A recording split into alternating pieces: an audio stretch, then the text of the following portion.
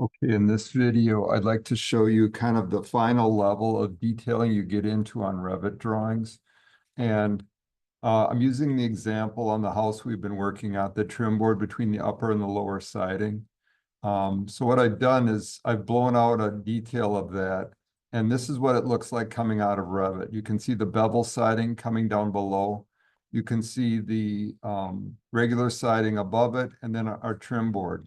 And then this is our plywood or our OSB sheathing. Now, this is not what I want it to look like. This is what I want it to look like. But to get the model to actually reflect what I want to look like is too much work. So what I did was I made this detail and then I just traced over it, used it as a guide to trace it, and then I just turned it off. So if you look at this detail called trim board between siding, the model is turned off on that. It's like do not display. I can turn the model on or a halftone or off. I kept it on or at halftone while I was tracing it.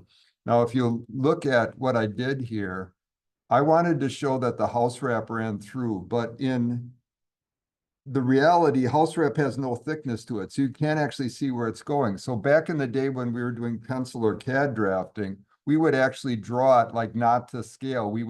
So we could see that house wrap line. We would actually move it out away from the house and we would move it away from the siding would be moved away from the house wrap because we wanted to show that line, and you can't see it if there's 3 lines on top of it. So that's what I did here. I drew a line so that it was visible as a house wrap line. And then I took a detail item for a heavy wood shake, and I did a detail item for cedar bevel lap siding, and I put those in there. And then the more I thought about this, I thought, maybe I don't need flashing. I'll just bevel the top of my cedar trim board and I'll put sealant in there. Now, why did I want to do that? I wanted to keep the end grain of my cedar shakes up, and I wanted to have a little sealant there so you couldn't look through that gap and see the Tyvek beyond it. Then at the bottom of this cedar trim board, I wanted to do a little saw cut drip so that the water would drip out and not suck back against the house.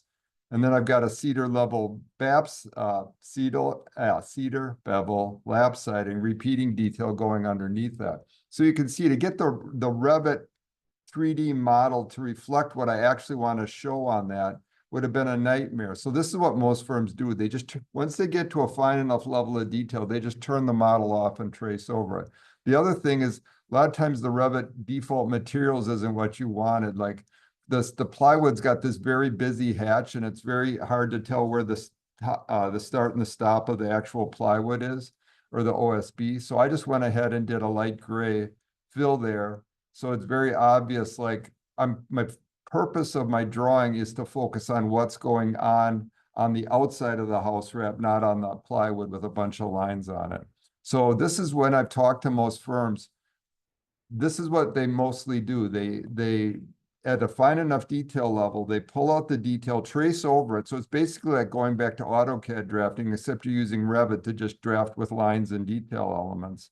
And then they turn off that model, and then that gives them total and complete freedom over what their detailed drawings look like. Okay, I hope this helps. Thank you.